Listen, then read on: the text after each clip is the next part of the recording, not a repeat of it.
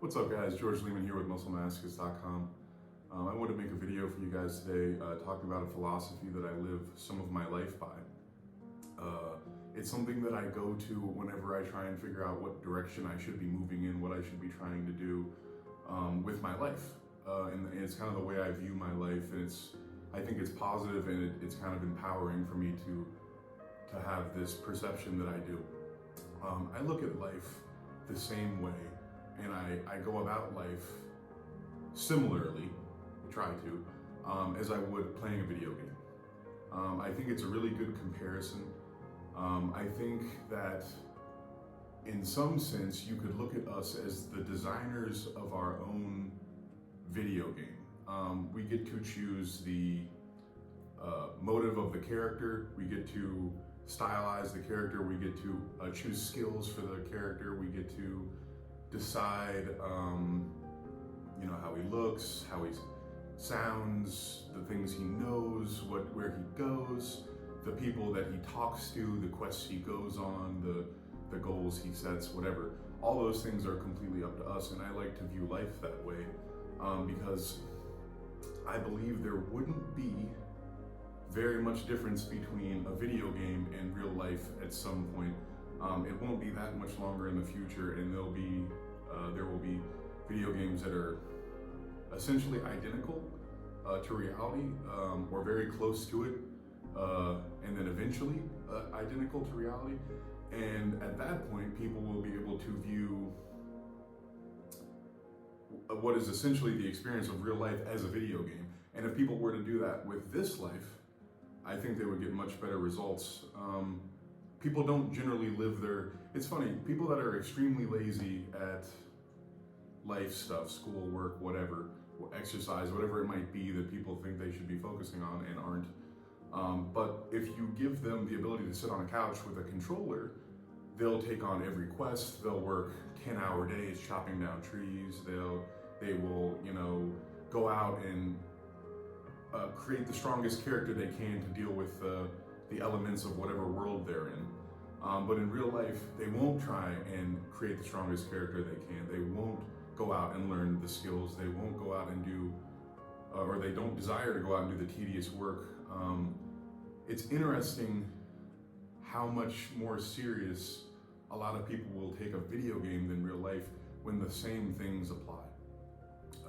So for myself, I spend a lot of my time trying to figure out what I want my character to be like and what they should be shooting for, and how they will find purpose and what things they can overcome and what goals they should be setting. And I believe that will essentially allow me to design, to a large degree, the type of life that I want to have. And I think that's the hardest question to answer, is what type of life do you want to have?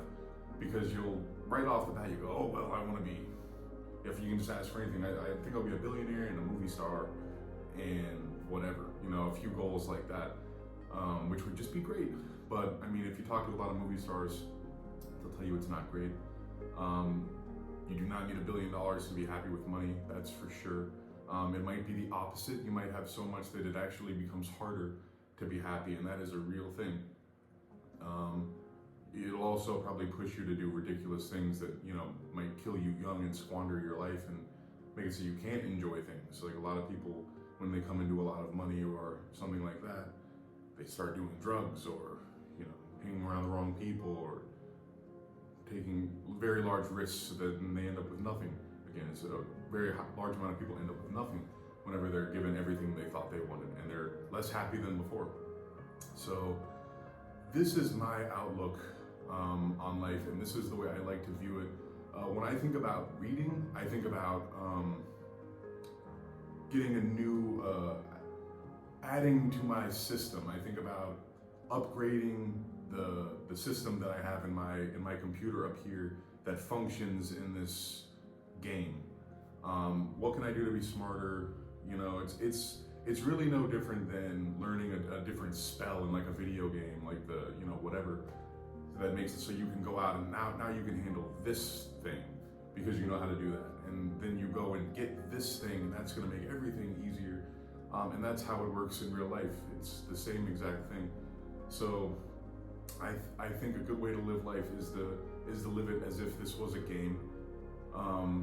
It is a serious thing, but that's, you just play safer. You don't run out. It's like if you're playing Halo or something. Maybe the first 10 times you played, you just ran out and got killed immediately because you ran at people with your gun. You don't do that in this life because really negative stuff can happen, of course. But that's not to say that the same type of progression and the same outlook on it wouldn't be of use to you. So that's my take on that. It helps me with a lot of stuff. I think it actually, to a large degree, is the case. I do not think that I have the cognitive abilities to say that what is actually around me is actually what I think it is. I have some understanding of it, but like, reality is a little bit too complicated for monkeys, I think. And I don't think it's what it appears to be to the naked eye. There's a lot of things that kind of say that. Like, there's like the double slit experiment and quantum physics, dealing with space and time and stuff like that, that kind of says that either all of this is a, artificial reality, which, I guess Elon Musk is a fan of, and I'm a big fan of Elon Musk, that all of this is either an artificial reality or it's certainly not what we think it is. That space is extremely subjective, time is extremely subjective,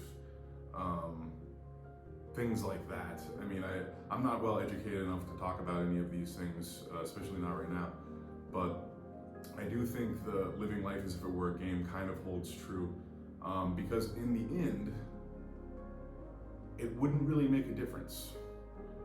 Everyone's going to die. I mean, maybe some people will be able to upload their memories into a computer, and theoretically, what they're trying to do with transhumanism and stuff.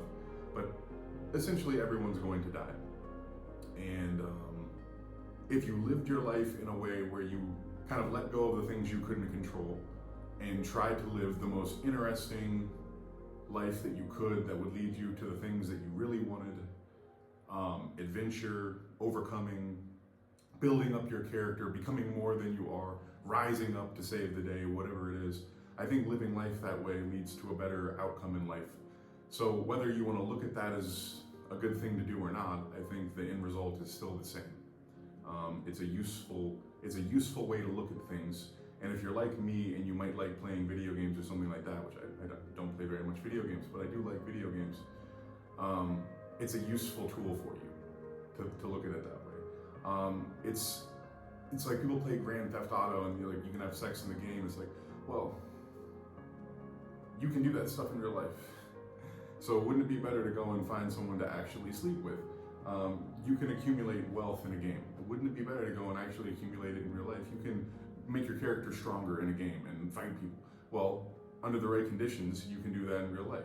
Like, don't go fight someone in a bar, but you can train for MMA or something like that, and you can actually work your way up to being on TV, and you can get rich from it, and you can sleep with lots of people, and essentially you can direct yourself down the path of whatever you want your video game to be. And sometimes you really, really get what you want. Like, sometimes you get more than you ever thought you could have. It's not uncommon. And I recommend people live that way.